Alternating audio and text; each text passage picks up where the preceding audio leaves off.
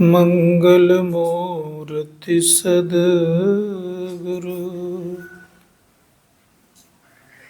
मिलवै सर्वाधार। मंगलमय मंगल करन बिनवा बारंबार। धन्य धन्य सद्गुरु सुखदा महिमा कही न जाए।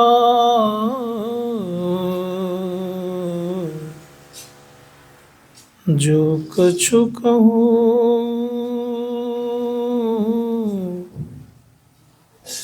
तुम्हारी कृपा, मोते कछु न साय। उपस्थित धर्म प्रेमी सज्जनों, माताओं बहनों,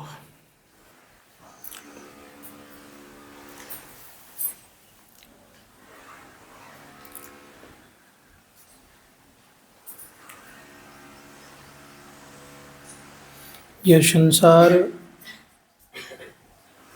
अनित्य है और संसार में रहने वाला वो भी अनित्य है।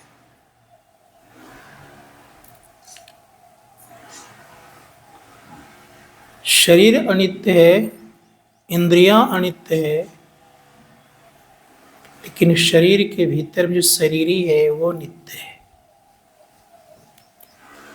संसार बनाने वाला भी नित्य है।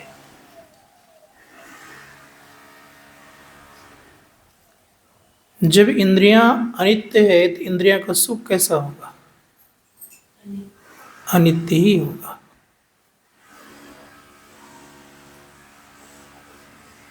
अब अनित्य इंद्रियों से नित्य सुख की अपेक्षा रखना ये मूर्खता है कि महानता है कि विद्वता है, क्या है? लेकिन प्रयास लोग करते क्या है कि अनित्य इंद्रियों से मैं नित्य सुख को भोगूं। ये कदापि संभव नहीं है।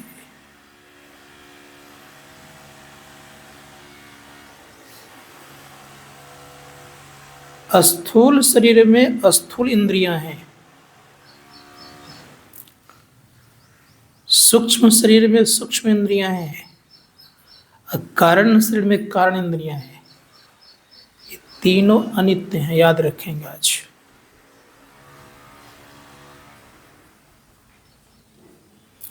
केवल नित्य हैं परमात्मा और आप। इसीलिए कोई भी यहां आएगा, कोई भी शरीर धारण करेगा तो उन्हें यहां से जाना पड़ेगा। किसी भी लोक लोकांतर का सुख शाश्वत नहीं है। किसी भी लोक लोकांतर का सुख शाश्वत नहीं है, क्योंकि कोई भी लोक शाश्वत होता नहीं है। और जब कोई लोक शाश्वत नहीं होता है तो इंद्रियां शाश्वत कैसे होगी? इसीलिए संत महात्मागण कहते हैं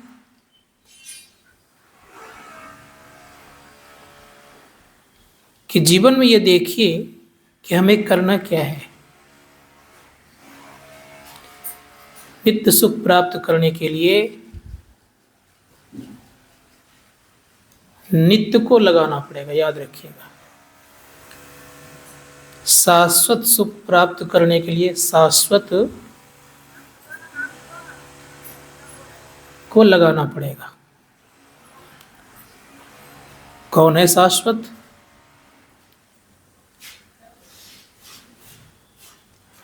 संत महात्मा गणों ने कहा है कि आप ईश्वर के अंश हैं।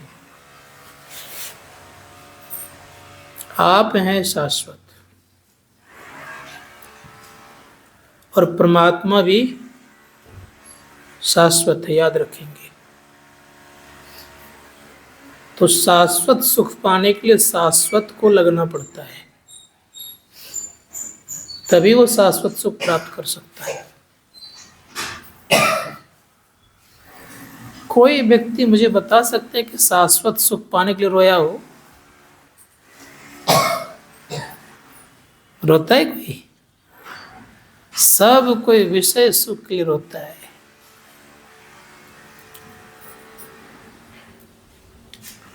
इसलिए धर्मशास्त्रकार कहते हैं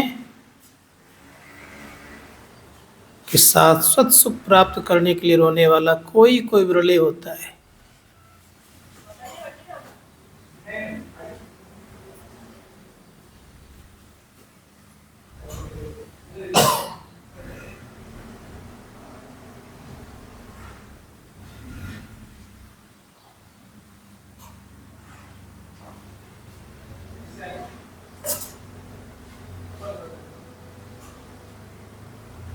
तो हम लोग ख्याल करना चाहिए कि शाश्वत सुख प्राप्त करने के लिए हम लोगों को चलना पड़ेगा कहाँ?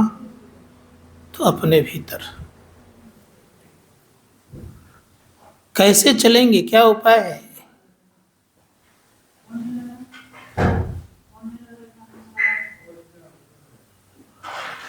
तो जब तक हम शाश्वत सुख प्राप्त नहीं करेंगे तब तक हमें दुख पीछा छोड़ेगा नहीं।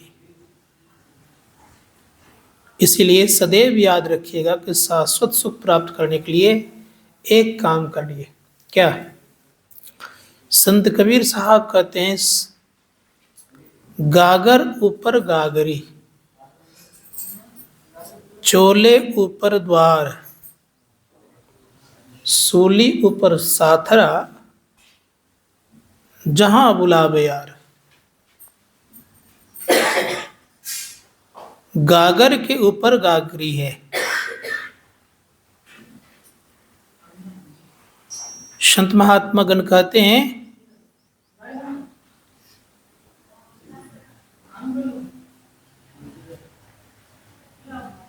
कि ये ख्याल रखेंगे हम लोग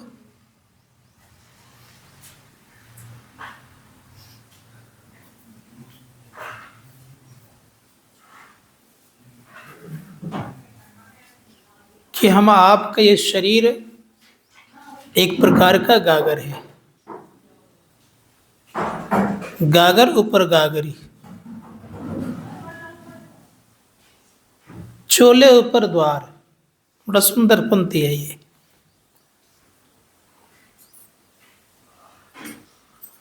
सूली ऊपर साथरा, जहां बुलावे यार। संत कबीर कहते हैं कि देखो, सूली कहते कि लोहे का बहुत लंबा एक छड़ होता है, जिसको अंग्रेजी में रोड बोलते हैं, कहीं कहीं सरिया भी लोग बोलते हैं। कहते उसी प्रकार से जब हम द्वार पर पहुंचते हैं, कौन द्वार पर? आज्ञा चक्र के द्वार पर जब पहुंचते हैं, एक शब्द रूपी धार आता है। उस धार को जो पकड़ता है, उस धारा को, तो संत कबीर साहब कहते हैं, सूली ऊपर साथरा, जहां बुलावे यार। उस धार को पकड़ करके वो अपने प्रीतम यार के पास पहुंच सकते हैं। इसीलिए संतों ने कहा कि और दूसरा कोई उपाय नहीं। बाह्य जगत के ज्ञान को प्राप्त करके कोई अंतर जगत में प्रवेश करे, संभव नहीं। हम आपको जितना प्रकार का ज्ञान है, ये सारे ज्ञान अनित्य है, क्योंकि शरीर अनित्य, शरीर से उपजने वाला ज्ञान भी अनित्य,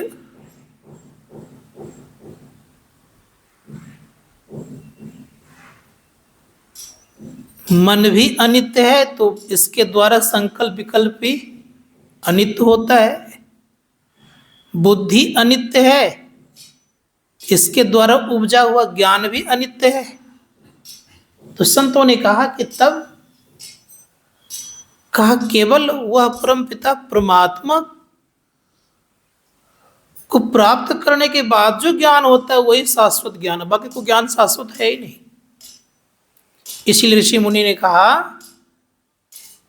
कि किसी का ज्ञान अस्थायी रहता ही नहीं। यहां पर हमारे मुख के द्वारा जो शब्द निकलता है यह अनित्य शब्द है, नित्य नहीं है। इसीलिए ऋषियों ने कहा कि अनित्य शब्द को पकड़ करके कुछ न कुछ हम काम करते हैं, लेकिन पूरा कल्याण नहीं होता है। अब अनित्य शब्द होता क्यों है, आखिर क्यों, क्या कारण है, ये विचार किए हैं? आकाश का गुण है शब्द, याद रखिएगा। आकाश नहीं रहे तो शब्द नहीं होगा, और आकाश है तो आपके शरीर में खून दौड़ता है, याद रखिएगा। आप श्वास ले पाते हैं, आपका हार्ट काम करता है। जिस दिन आकाश नहीं रहेगा तो कोई अवकाश आपके जीवन में होगा ही नहीं, कोई काम नहीं कर पाएंगे आप। ढोल में देखते होंगे बीच में खाली रहता है तो आवाज निकलती है उससे, और ढोल अगर खाली ना रहे, केवल ठोस रहे तो उससे बजेगा, वो आवाज नहीं निकलेगी। तो आकाश रहने के कारण ये अनित्य शब्द होता है। और सबसे परे जो परमपिता परमात्मा है वो तो कितने आकाश को लेकर अवकाश के कहना मुश्किल है। इसलिए कहा सतकोटि अमित अवकाशा।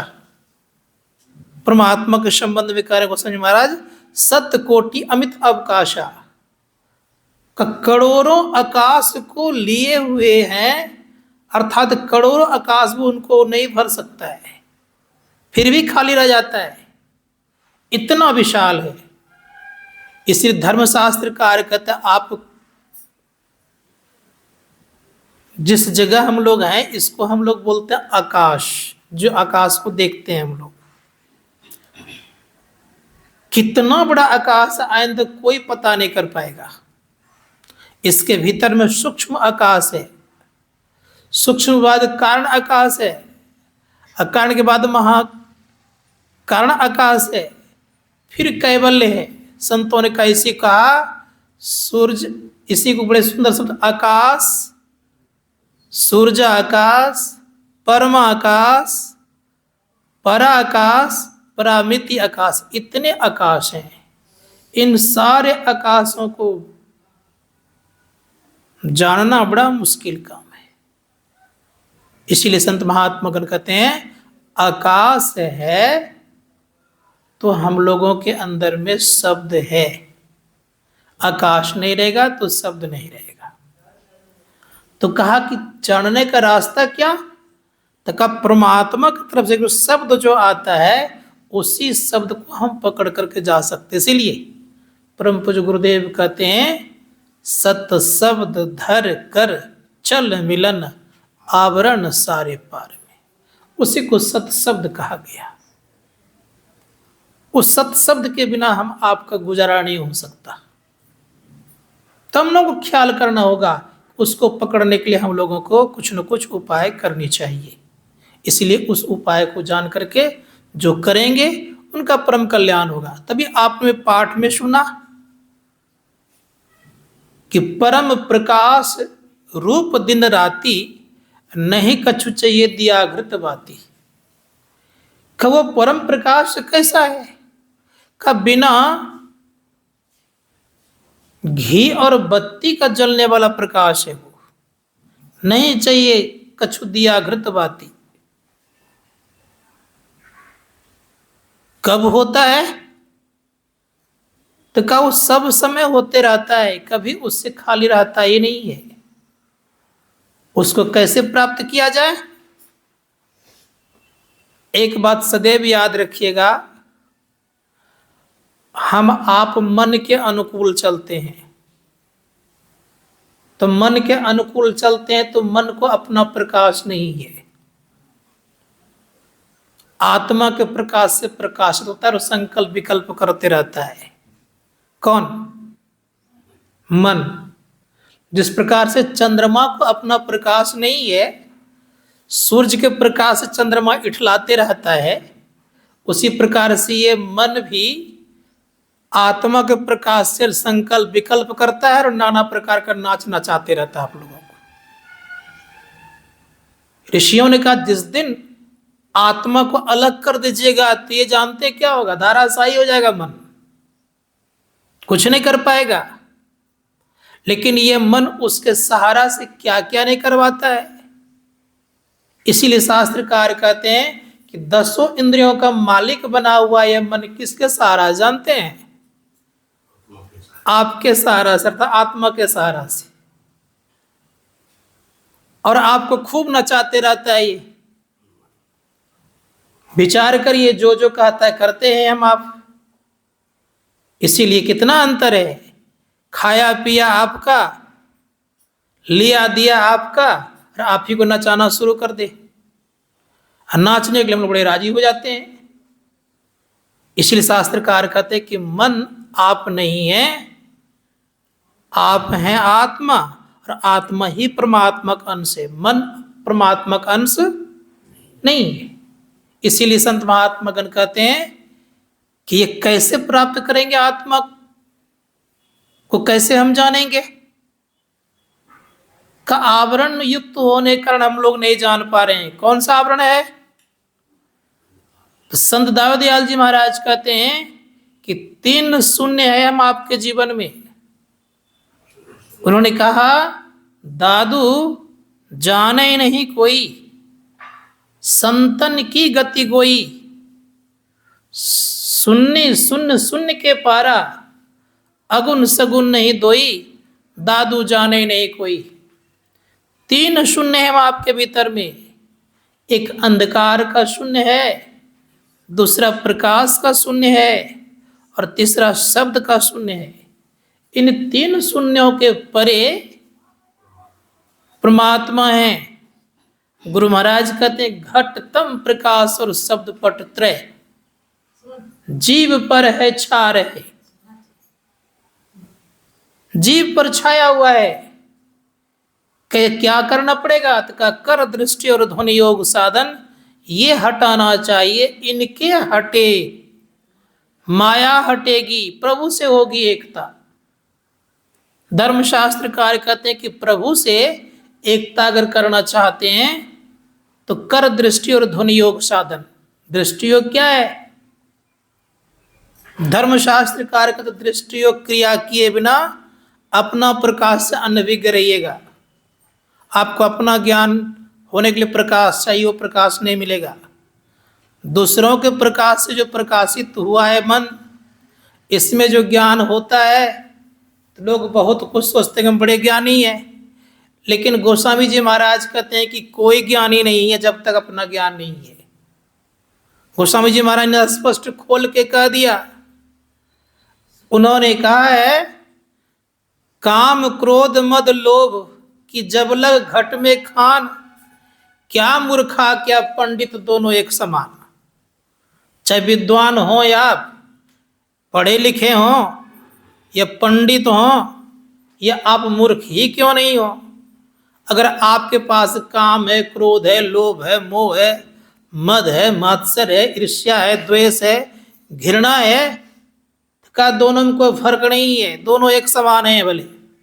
भले आप शास्त्रों को पढ़कर कुछ लोगों को बता दें और ये ज्ञान पड़ा हुआ भीतर में हो, खान हो, तो कोई अंतर पड़ने वाला नहीं है। इसलिए शास्त्रकार कहते हैं इस पर नियंत्रण करने के लिए मन को अलग करने का अभ्यास करना पड़ेगा, मन को समझाने का प्रयास करना पड़ेगा। इसे संत महात्मा गणों ने कहा कि अपने अंदर में चलने का प्रयास करना चाहिए। क्या उपाय है? का एक उपाय यही है कि प्रत्येक व्यक्तियों को दृष्टि योग क्रिया करनी चाहिए। दृष्टि योग क्रिया करेंगे तो अवश्य ही हम लोगों को कुछ न कुछ ज्ञान होगा। दृष्टि योग क्रिया करेंगे तो अपना प्रकाश होगा, और अपना प्रकाश जब होगा तो सदैव याद रखिएगा, प्रथम प्रकाश में आपका अपना ज्ञान नहीं होता। क्या होता है?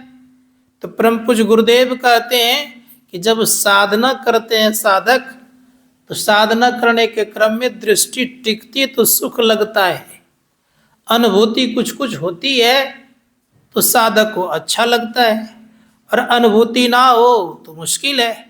लेकिन उस अनुभूति को पाने के लिए पहले मन को वश करने वाला उपाय करना चाहिए। क्या करना चाहिए? तो शास्त्रकार कहते कि मन को सही दिशा लाने के लिए, देने के लिए एक उपाय करना चाहिए, जप करना चाहिए। जप जो साधक करेगा उनका अवश्य कल्याण होगा। जप क्या है? जप जप एक प्रकार का याद रखिएगा, सदैव जो साधक जप करता है तो समझिए एक प्रकार की वो नींव मजबूत कर रहा है। भक्ति रूप अर्थात भक्ति करने के लिए वो तैयार कर रहा है अपने आप को। इसीलिए नींव को मजबूत करने का चेष्टा और प्रयत्न करना चाहिए। जो साधक इस तरह से करेंगे उनका जीवन अवश्य ही सुखमय होगा। तो प्रयास हम लोग करना चाहिए कि हम नींव को मजबूत करें, और नींव को मजबूत करने के लिए हरदम जप करना चाहिए। जो साधक जप करते हैं वो असली तप भी करते हैं। जप नहीं करेंगे तो तप नहीं होने वाला है। इसलिए शास्त्रों ने कहा कि जप करिए। परम पूज्य गुरुदेव कहते हैं, गुरु जाप जपन साचो तप सकल कार्य सारणम। सारे कार्य अगर बढ़ाना चाहते हैं तो जप करिए। कितने लोग रोज कहते हमारा ध्यान कब बनेगा, लेकिन मैं स्पष्ट खोल के कहता हूं कि जिनका जप नहीं होगा उनका ध्यान होना संभव नहीं है। इसलिए जप करते रहिए। जप एक प्रकार का असली तप है, और तप में जितना आप तपेंगे उतना ही आपको शक्ति आएगी। शास्त्रों में यह भी आया है, परम पूज्य गुरुदेव ने भी कहा है कि जो व्यक्ति जप करते हैं तो जप संबंधी रूप का ध्यान अपने आप होता है। गुरु नानक देव जी महाराज ने बड़ा सुंदर शब्द कहा। उन्होंने कहा कि जो व्यक्ति जप करते हैं तो गुरु मूर्ति को ठीक से देखते हैं। गुरु की मूर्ति मन में बसाऊं, जो इच्छा सोई फल पाऊं। जो गुरु मूर्ति को बसाते हैं तो गुरु नानक जी महाराज का तो उनकी इच्छाओं की पूर्ति होती है। इसीलिए गुरु मूर्ति का अपने अंदर में दर्शन करना चाहिए। परम संत तुलसी साहब ने कहा कि जो इस तरह से करते हैं, तो उन्होंने कहा, तुलसी साहब कहते हैं कि दर्शन उनके उर्माई करे भड़भागी, अतिन के तरने की नाव किनारे लगी। नाव किनारे लगती है, लेकिन इतना होने के बाद स्थिति क्या होगी? तो कहा हम लोगों को ये ख्याल करना चाहिए कि कई प्रकार के घाट होते हैं, लेकिन हम आपके भीतर में एक सुषमना घाट है। उस घाट पर जब पहुंचिएगा तब अपना बाट मिलेगा। याद रखिएगा, बाट कहते हैं रास्ता को। जब तक उस घाट पर नहीं पहुंचेगा तो अपना बाट मिलना मुश्किल है। इसीलिए उस घाट पहुंचने क्या करना पड़ेगा? तो कहा, जोड़ी जकड़ी सुखमन में बैठो, गगन उड़ी जोरे। अपने को कोशिश कीजिए कि हम सुषमना घाट पर चलें। उपनिषद में आया है कि सुषमना घाट क्या है, तो बड़े प्रेम से कहा, जो सुषमना घाट पर ध्यान करता है तो उनको बहुत लाभ होता है। सुषमना पर जप करने वाला ही बहुत लाभ पाते हैं। इसलिए कहा सुषमना जो है वो अति विलक्षण चीज है। इसलिए कहा सुषमना क्या है? सुषमना परम तीर्थ भी है। सुषमनय परम तीर्थम, सुषमनय परो जप, सुषमनय परम ध्यानम। सुषमना परम ध्यान भी है, सुषमना परम तीर्थ भी है। सुषमना जो जप करता है वो परम जप भी कहलाता है। इसलिए सुषमना जाने का प्रयास करना चाहिए। कहाँ मिलेगा? तो उपनिषदकार कहते हैं, ईड़ा तिष्ठति बामेन पिंगला, इंगलार पिंगलोर मध्य सुषमनाचो सरस्वती। उपनिषदकार ने कहा कि वाम भाग में ईड़ा नाड़ी है और दक्षिण भाग में पिंगला नाड़ी है, इन दोनों के बीच सुषुम्ना है। तो बड़े प्रेम से कहा गया कि बायां आंख और दायां आंख, एक तरफ चंद्रमा है दूसरी तरफ सूर्य है, इन दोनों के संयोग होने से सुषुम्ना बनता है। और वो कब से है? इसका जब से आपका जन्म है तब से है, वो कभी गया और आया नहीं है। दोनों दृष्टि की धारा जब बनती है तो सुषुम्ना होता है, और सुषुम्ना में जो ठहरता है तो याद रखो उनके मुंह से बोली नहीं निकलती है, लोग बोल नहीं सकता है। जिस समय वो नारी प्रभावित हो जाती है, प्रभावित हो जाती है, उसी समय उन व्यक्तियों की स्थिति बदल जाती है।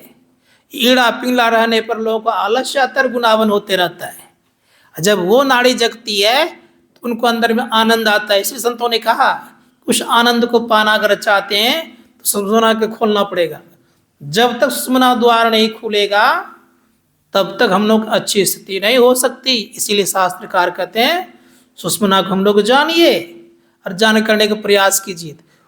उस सुषुम्ना में जो ठहरेगा, उस सुषुम्ना में जो ठहरेगा उनको शब्द मिलेगा, और शब्द को जब पकड़ेगा तो क्या होगा? तो संत कबीर साहब कहते शब्द खोजी मन वश करे, सहज योग है ये तो सत्य सार है, ये तो झूठी दे है। शब्द को खोज करके आप मन को वश कर सकते, दूसरा कोई उपाय नहीं है। कौन सा शब्द? जेहि शब्द से प्रगट भय सब, सोई शब्द कही लीजिए। जिस शब्द संसार की सृष्टि हुई है उसी शब्द को पकड़ेंगे तब आपका मन वश होगा। इस संतों ने कहा उस शब्द को अनाहत कहा गया है। महर्षि श्री परम जी महाराज कहते हैं अनहद अनाहत परसावे सतपथ, पहुंची जहां पुनि भव नहीं हुई। का जो उस पर पहुंचते उनका भव मतलब संसार में आना नहीं होता है। तो शास्त्र में आया है कि अगर इस तरह से हम लोग करेंगे तो कल्याण होगा, जब तक इस तरह से हम लोग नहीं करेंगे तब तक कल्याण की संभावना नहीं है। तो कोशिश कीजिए जीवन में हम लोगों को कि भजन ध्यान सत्संग मनोयोग पूर्वक करते रहें, जिससे कि यह लोक और परलोक दोनों सुखमय हो। तभी हम आपके अंदर में चिंतामणि की प्राप्ति होने पर कोई चिंता नहीं रहेगी, तब आप सहनसा हो जाएंगे। चाह गई चिंता मिटी, मनुआ बेपरवाह, जाको कछु न चाहिए सोई संसा। चिंतामणि क्या है? राम भगति चिंतामणि सुंदर, बस ही गरुड़ जाके उरंदर। जिसके अंदर में राम भक्ति रूप चिंतामणि बसती है और भक्ति की पूर्णता वो सहनसा बनता है, परम कल्याण को प्राप्त करता है, दुखों का अंत करता है। ये थोड़ा सेवा में कहा। बोलिए प्रेम से श्री सद्गुरु महाराज की जय।